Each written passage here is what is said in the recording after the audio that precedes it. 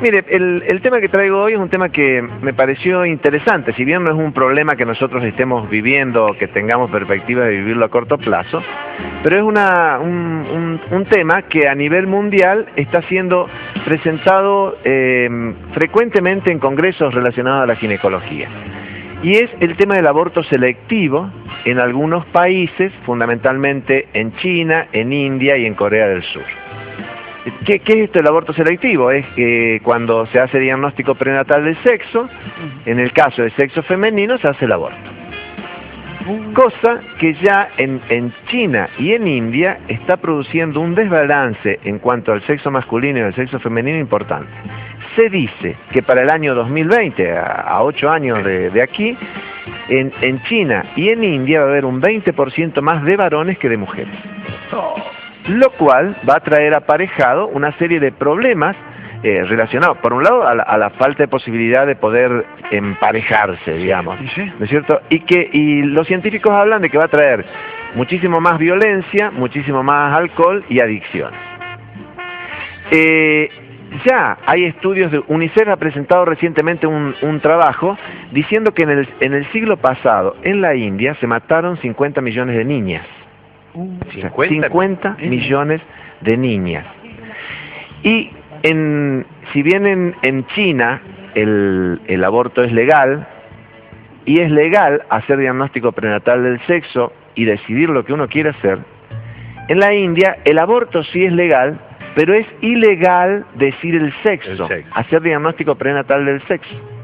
¿Por qué? Porque se ha tratado de meter esto, ¿no es cierto?, para evitar este genocidio que se está produciendo con las niñas. Pero el año pasado dijiste, ¿en cuánto tiempo? 50 millones de niñas. No, en el siglo pasado. En el siglo pasado, 50 millones UNICEF, pero que ha sido más cercano a la terminación del siglo pasado, no al principio. O sea, digamos, en la última cuarta parte del siglo pasado se produjo. O sea, el 5% de la población actual que tiene la India, ¿no? Así es.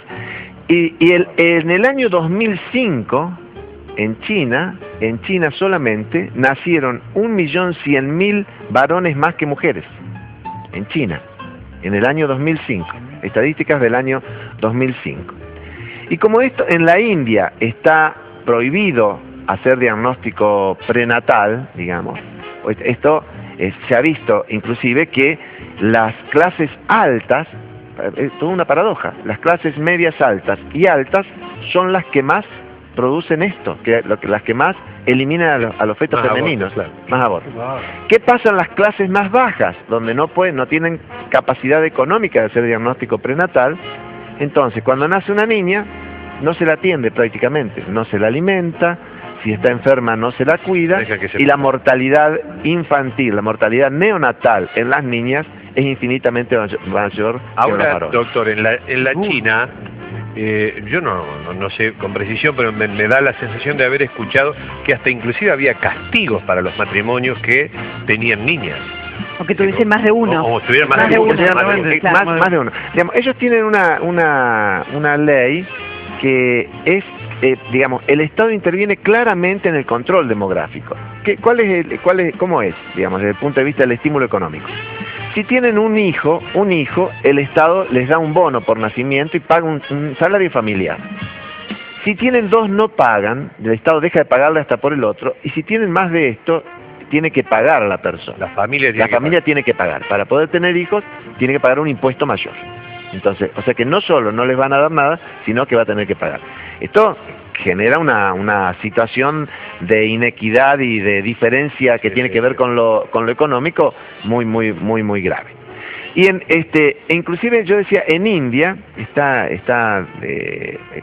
es digamos vox populi, que cuando se hace diagnóstico, como no se puede anotar en un papel diagnóstico el sexo del bebé que es por nacer, entonces cuando le dan el resultado, si es un varón le dan un pastelito dulce, si es sexo masculino le dan un pastelito dulce, y si es una niña le entregan una fruta seca salada. O sea, como para, no están escribiéndolo, no están haciendo nada, pero esto está llegando a este lugar. Hay una serie de campañas, ¿no es cierto? Porque acá, ¿qué es lo que se tendría que hacer?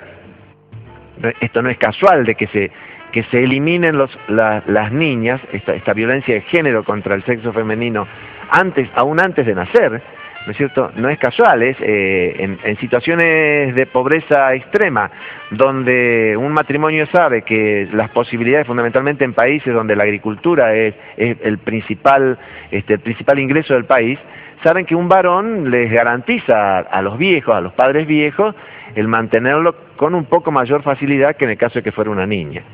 Hay una serie de campañas ahora tratando de cambiar esto, de que la gente empiece a querer tener una niña y buscando alternativas laborales para que esto no suceda. Por el momento, la realidad es esta.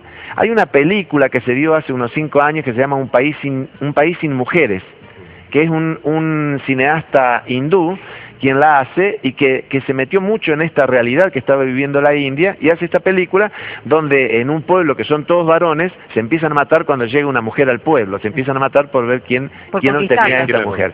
Y no me acuerdo cómo es el nombre de este director, pero él ahondó mucho e inclusive tuvo muchas críticas de parte del gobierno por haber presentado esta película que estaba mostrando en una forma más o menos tipo comedia dramática cuál era la realidad que estaba empezando a vivir la India. Entonces, esto de la legalización del aborto en algunos países con características pobres, como esto que hemos estado nombrando, a veces termina siendo un genocidio, una violencia de género dirigida exclusivamente al sexo femenino. Muy bien, gracias, Doc.